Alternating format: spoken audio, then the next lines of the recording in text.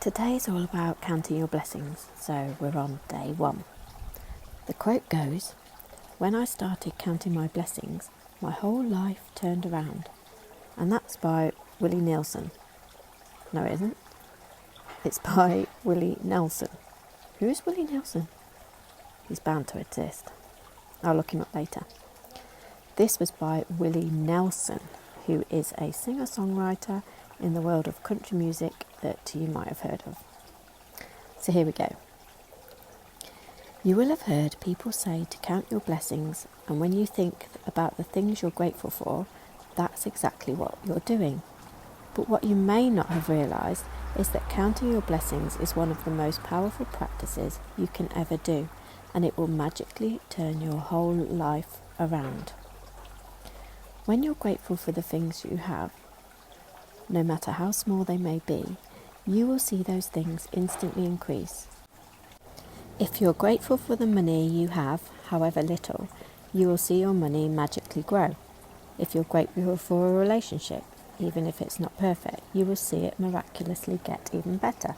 If you're grateful for the job that you have, even if it's not your dream job, let's hope it is, things will begin to change so that you enjoy your job more, and all kinds of opportunities for your work will suddenly appear.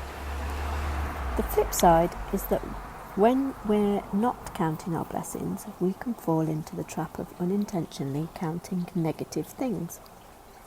We count negative things when we talk about things we don't have. We count negative things when we criticise or find fault with other people, when we complain about traffic, waiting in queues, the government, not enough money, or the weather. I mean, right now, we always complain about the weather. As I'm recording this, and I'm sorry if you can hear the cars going past and the odd light aircraft over the top of my house, but as you can tell, I'm in the garden. But as I'm recording this, we've had an extreme weather warning coming for Monday and Tuesday this week. It's going to be like 40 degrees, and they're predicting that we will just come to a complete halt, just like when it snows. I bet you that next week everyone will complain when it's hot. Right, where were we? So we are getting onto our first practice today, and this is where you'll find that it's like really the foundation of this book. I do this first thing in the morning anyway, but actually it says here, first thing in the morning, or as early in the day as you can, count your blessings. You can write out your list by hand, type it on a computer, or use a special book or journal and keep all of your gratitude in one place. I mean, she does go into detail here and tell us how to write a list, but we all know how to write a list. You work for IBM, Rhonda. We do know how to make a list. Anyway, today we are going to make a simple list of 10 blessings in our life that we are grateful for. When Einstein gave thanks, so if it's good enough for Einstein, it's good enough for us, he thought about why he was grateful. So this isn't the first time I've written a gratitude list. I've written ones over the past, but I've literally put a cup of tea, I'm thankful for my job, thank you for my mum, obviously. But what Einstein is saying is think about the why. So when you think about the reason why you're grateful for a particular thing, person or situation, you feel gratitude more deeply. So she goes on to say like how the sentence is structured. So we say, I am truly grateful for what, because, why. So here's a couple of examples from my list that I've picked. Where's the IBM one gone? Here we go. I am truly grateful to IBM for employing me in the pandemic, as I know so many people who either lost their jobs or were furloughed, and yet we were able to continue without missing a day's pay. Then I've got other things I'm grateful for, so it goes all the way down the list to like an extreme thing like I am truly grateful for the invention of matches because they light my candles and save me time from rubbing sticks together. So I know it's a bit crazy, but you get the gist. You might laugh at that, but honestly, what I'm about to tell you is that you have to do this practice every single day. So that means 10 blessings when you get up each morning for 28 days. So I think you're ahead of me. That is 280 blessings. So you'll start off, honestly, feeling thankful for your family, job, water, and the fact that you're alive. And then after a few days, it comes down to a level of I'm thankful to flowers, my car, my pets. And then by day 21, you really will be down at the depths of the likes of matches and bubble wrap. Believe me. After you've finished making your list of 10 blessings, go back and read each one, either in your mind or out loud, or hopefully you're out on a walk right now, like I've suggested that you do, and you just go through them in your head. And when you get to the end of each blessing, you say the magic words 3 times, thank you, thank you, thank you, and feel the gratitude for that blessing as much as you possibly can. Now you might be thinking, oh gosh, this is a bit of overkill, but it's part of the practice, and you just have to trust me that you will see a change in your life if you just count these 10 blessings every day and afterwards say thank you when you reread them. It's the simplest of tasks, and yet if you do it, you will see what I'm talking about unfold. So as I mentioned earlier, we will continue this for 27 days. It says, you might think it could be difficult to find 10 things you're grateful for every day, but the more I think about it, the more you will realise how much you have to be grateful for. Look closely at your life. You have received and you are continuing to receive so much each and every day. There is really so much to give thanks for. You could be grateful for your home, your family, your friends, your work and your pets. You could be thankful for the sun, the water that you drink, the food that you eat and the air that you breathe. Without any of them, you wouldn't be alive. You could be grateful for the trees, the animals, the oceans, the birds, the flowers, the plants, blue skies, rain, the stars, the moon, and our beautiful planet Earth. You could be grateful for, she does go on a bit here, but I'm going to list it all as I think it needs to sink in. So you could be grateful for your senses, your eyes that see, your ears that hear, your mouth that tastes, your nose that smells, and your skin that enables you to feel. You could be grateful for the legs you walk on, your hands that do almost everything, your voice that enables you to express yourself and communicate with others. And what about the magnificence of your human mind, which no computer technology in the world can duplicate? You should feel significantly better and happier after each time you count your blessings, and how good you feel is your measure of how much gratitude you have felt. So I can honestly say that this is the most powerful of practices.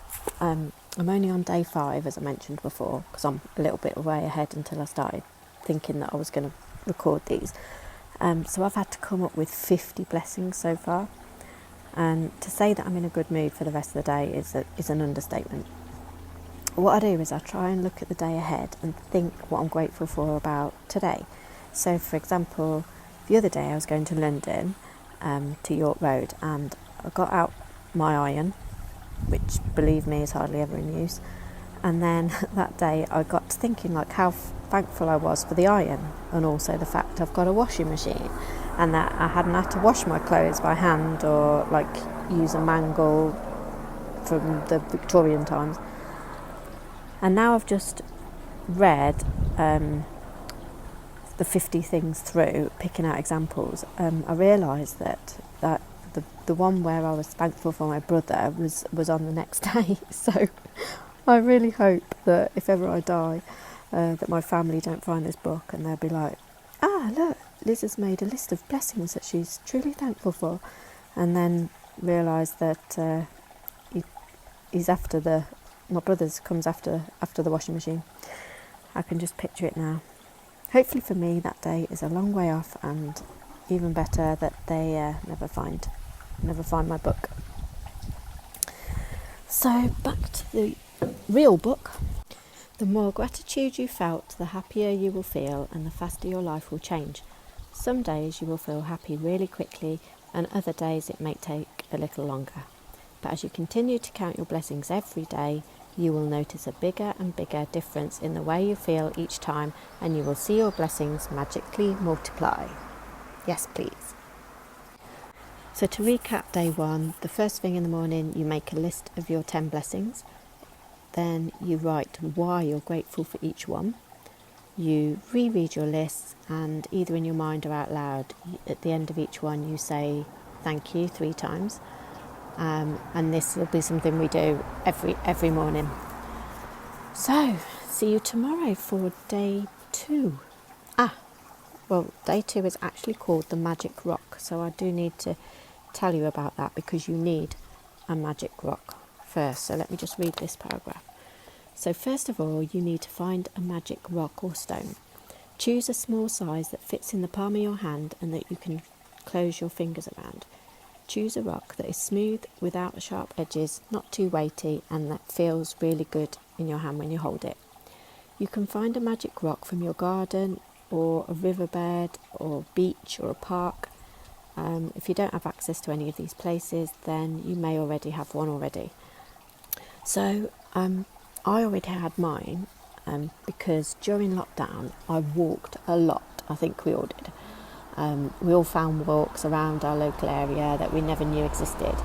But where I live is, so I'm in Nottingham, but I live in a village about 2 or 3 miles out of Nottingham, maybe 4.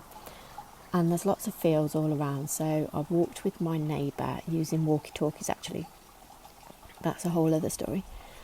And we used to walk across all these fields, and every time I walked across this one particular field, I would look for the prettiest little stone so that I could bring it back and put it on the top of this water feature thing I've got in my garden.